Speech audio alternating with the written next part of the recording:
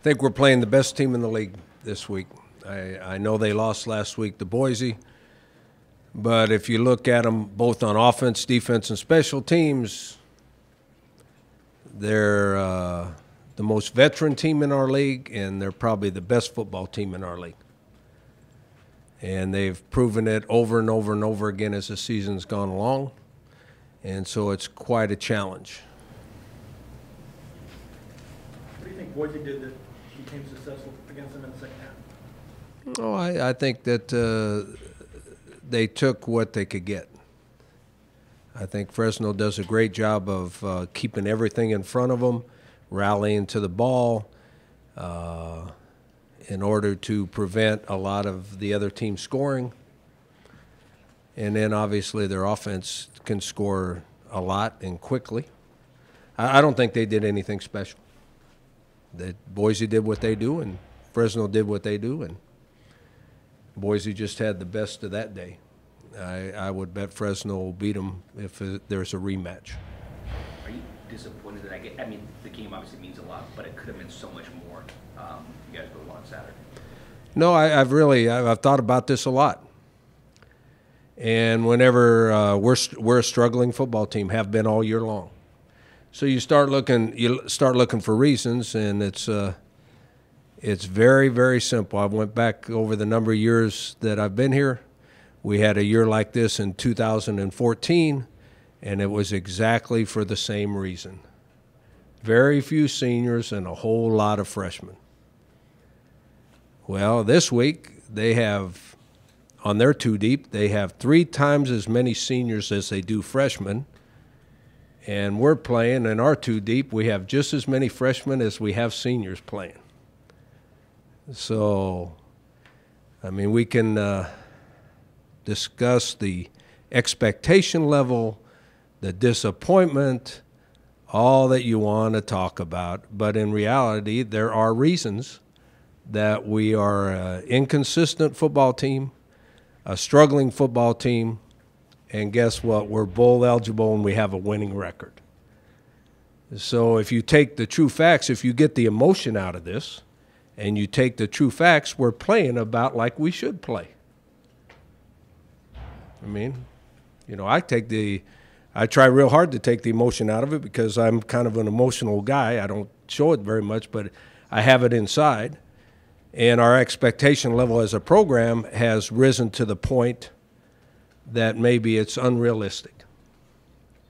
You have to determine on how many veteran players, how many good players you have, and all those sort of things. And if you want the truth, this team has overachieved by the number of freshmen that we're playing, by the number of injuries that we've had. This team, in reality, in the world of football, if you take all the media and the emotion out of it, this team has overachieved already. You know, and be this late in the season and already be in a bowl game and already have a winning record and still have a minute chance to win the championship, I would bet that there's a lot of teams that would be very happy with that. And so you even go back and look at history, and the best coach that ever coached here football-wise is Don Coryell. And Don Coryell had a string of really, really good teams, and then one year he went 7-5 or 6-5. I think they only played 11. I think one year he had 4 or 5 really good teams, 9 wins or more, and then he had a 6-5 record. So I went back and checked that team. Guess what? Freshmen. A lot more freshmen playing than seniors playing. So there are reasons. If you take emotion out of it and all that, there are reasons. And you've heard me say this, and I'm even more convinced. We are who we are. We have some talent. We're inconsistent, and we're young, and we're beat up. And we play really, really hard, so that gives us a chance to win. Hey, Rocky, do you think the system of college football has created that, where if you're in a non-Power 5 conference and you've achieved excellence like you guys in Boise State and some other schools, where as soon as you get that second loss, people consider, and you're not on the cusp of a major bowl or at least have that carried out there? Has the system created that, where once you get that second loss, people consider it a lost season or a down season? I don't know what people think. What do you think? I think that we're at a huge disadvantage. All you have to do is look at the resources of the Power Fives and the non-Power Fives. And anytime you can beat a Power Five team, which we have done several times in this program, that is overachieving too. That is totally overachieving.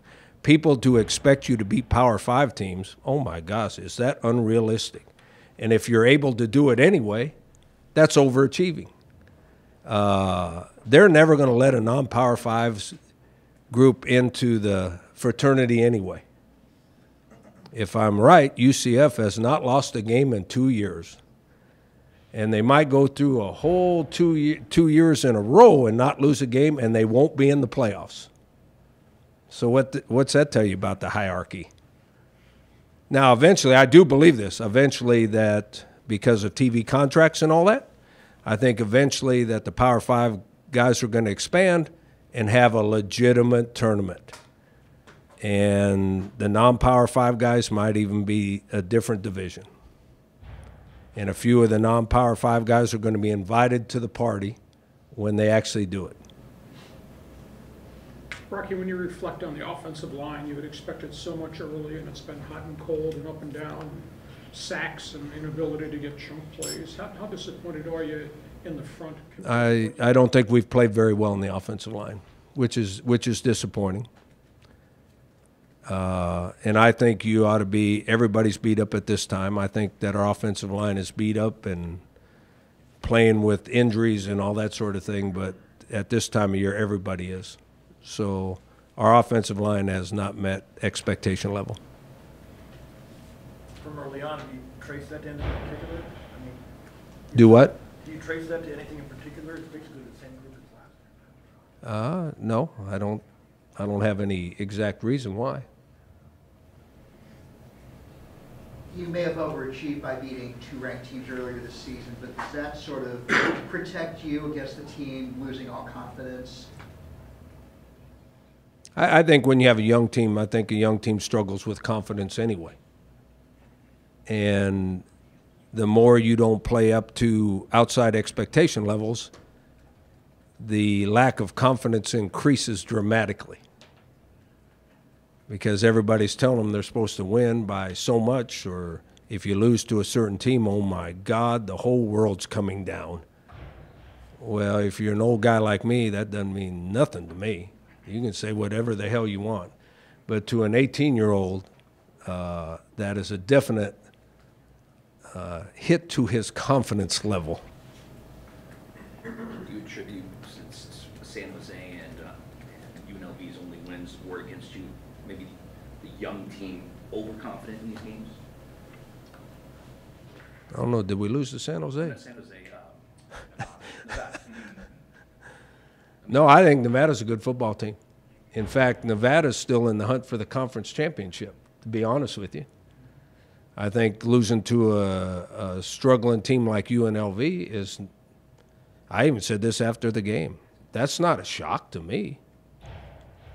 I mean, their coaches have done a good job of keeping them playing hard, and their talent level, veteran talent level, is as good or better than ours.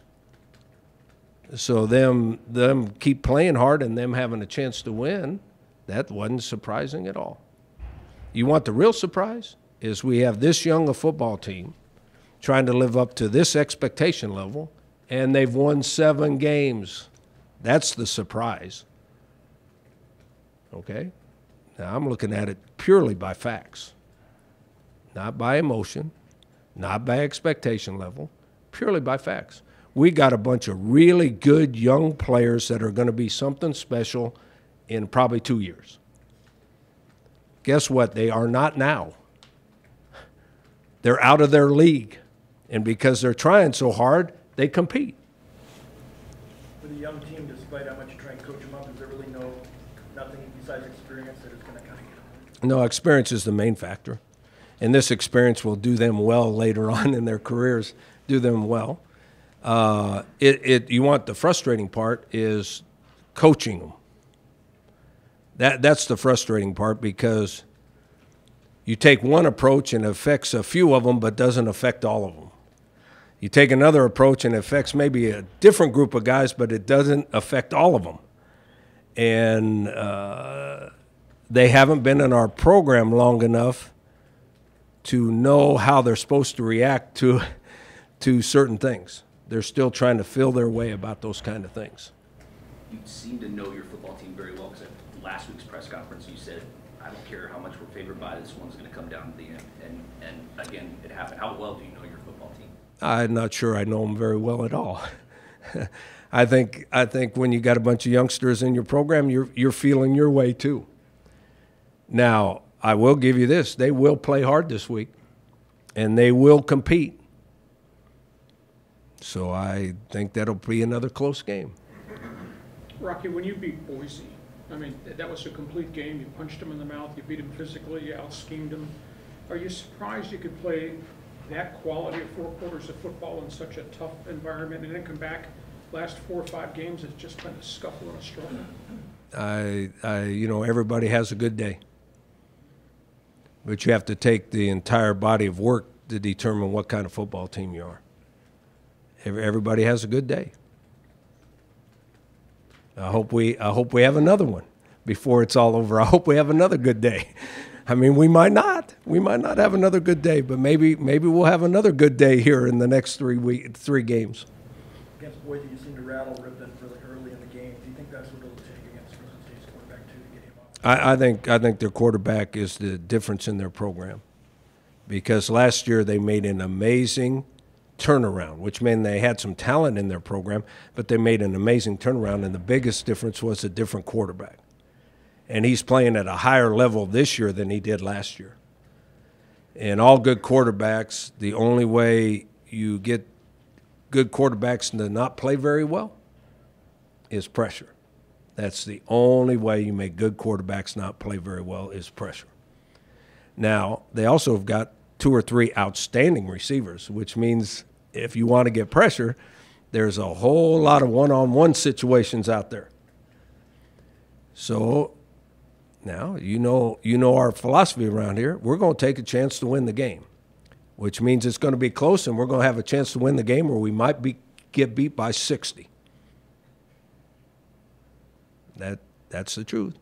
Or we can go and be the scared little boys and walk in there and play things soft, and we only get beat by 35. Gee whiz. That doesn't seem the way to live life to me. I'd rather get beat by 60 trying to win than lose by 35 trying not to be embarrassed. Coach, do you know who's going to start at quarterback this week? Christian is starting at quarterback. Chaps are starting quarterback.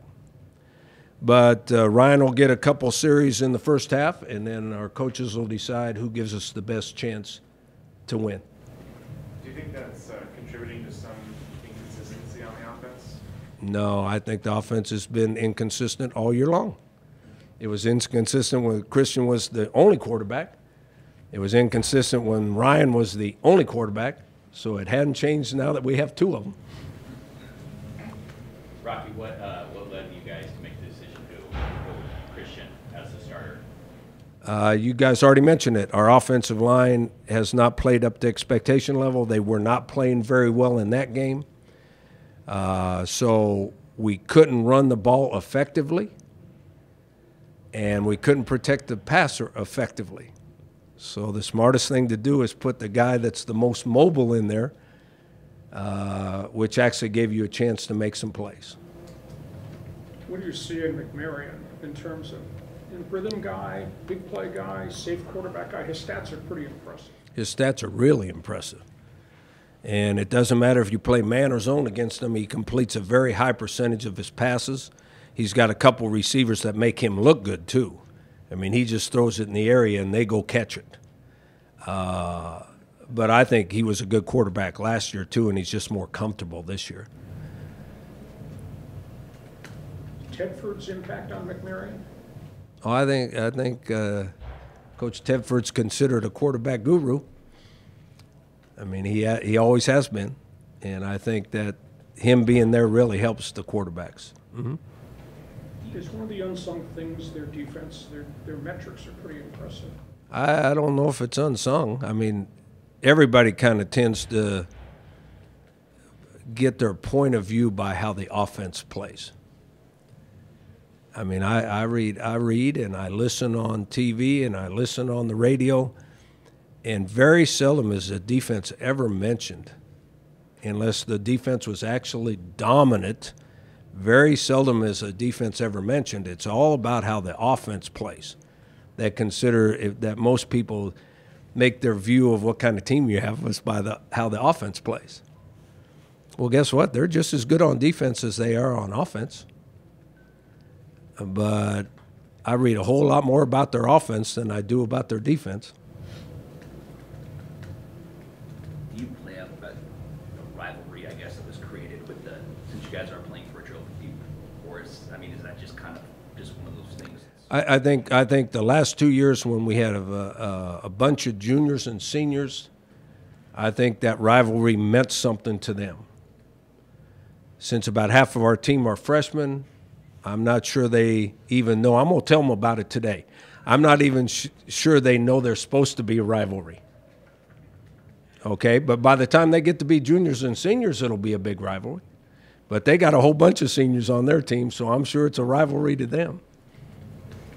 You guys know what an oil can's for? That's explained to them about the bus going over the hill and all that. And yeah, it's explained to them. I don't know if they believe it. Yeah. Your actual decision on which walk-on scout team members get scholarships next year will probably almost surely be made after the season, but I'm sure you're evaluating right now. Has the youth of your team given you a bit of a head start on that evaluation? No, we don't do it until fall camp, and it's basically how a youngster moves up through the program and is going to play. Every once in a while, we'll give a senior a scholarship that's been a great member of our program. He's not really played very much, but he's a great member of our program and done everything right and deserves a little bump and a little pat on the back. Most of the time, a walk-on that gets a scholarship is one to prove to us that he's a player, that he's just as good as the scholarship players. And we don't do that until the fall because, and this year it's even more important because we're only going to have 13, 14, or 15 scholarships to give. There's another indication that our program is really, really young when you're only losing that many seniors, because that's the number of scholarships you can give. You can give up to 25 every year. We're not even going to come close to 25. So there's a lot less chance of a walk-on earning a scholarship. Rocky, do you walk into your locker room and tell them they're a bunch of overachievers? Oh, no way. In fact, I'm glad I've matured myself in my attitude, to be honest with you. Because early in the season when we were struggling and not playing very well, I think I treated them like I expected them to be veteran players and act like veteran players and play like veteran players. And I think I did that for 2 or 3 weeks. And I think that was a huge mistake. I should have realized who they were, and now I'm okay with it. The last 2 or 3 weeks, I'm okay. That's who they are. That's who they are, and they're only going to get better by playing and becoming experienced. I wish I was mature enough to realize that 6 weeks ago instead of just 3 weeks ago. How do you come to that realization? Because no matter how you handle them or treat them or explain things to them or prepare them, they stayed the same.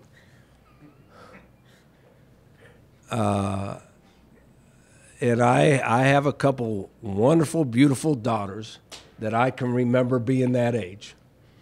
And I was the dumbest guy in the world at that time. And now they think I'm okay. Rashad yesterday against the Rams. Yeah, that was great. I mean, you said he's going to. I told you, just be patient. He'll be fine. He was the same way here too, when he got here as a freshman. He just didn't jump up to the top of the depth chart now. We had some pretty good running backs, and he kind of lingered back there, and we thought he was too heavy, and we didn't know if he was ever going to be a player. And then his second year, he proved that we were wrong. And he'll be okay this year, but he'll be really good next year. we talked about the offensive line, and as great a running backs as you've had the last couple of years, and the start of 2015, before you got on the 10-game winning streak, the running game wasn't really going very much. Is that where it really shows how important the offensive line is? Oh, I think the line of scrimmage is a lot more important than people give it credit for. I think if you can control the line of scrimmage, your chances of winning are dramatic. If you can't control the line of scrimmage, they control the line of scrimmage, you're going to lose most every time. When the line of scrimmage is equal, both sides are playing fairly well at the line of scrimmage where that's kind of negated, now the skill guys make the difference. If you're not winning the line of scrimmage, the skill guys can't win the game for you. If you're winning the line of scrimmage, the skill guys will win the game for you. I mean, it's a really simple fact, and people are throwing the ball so much now, nobody realizes how important those guys up front are on both sides. We just talked about their quarterback being so good in pressure. I can design a whole bunch of fantastic coverages that he cannot read, and he'll throw interceptions if we can rush for and get to him. Well, no one else has rushed for and got to him. And I think he's only thrown one interception or something the whole year because their offensive line's good. They can't get to him, which, by the way, 4 of their starting offensive linemen are seniors. They can't get to him with a 4-man rush, so if you want to get pressure on them, that puts your DBs in one-on-one situations. That's easy for the quarterback to read, and if the receivers are really, really good, it's hard on those DBs to cover them. I mean, it's a simple game. It starts at the line of scrimmage.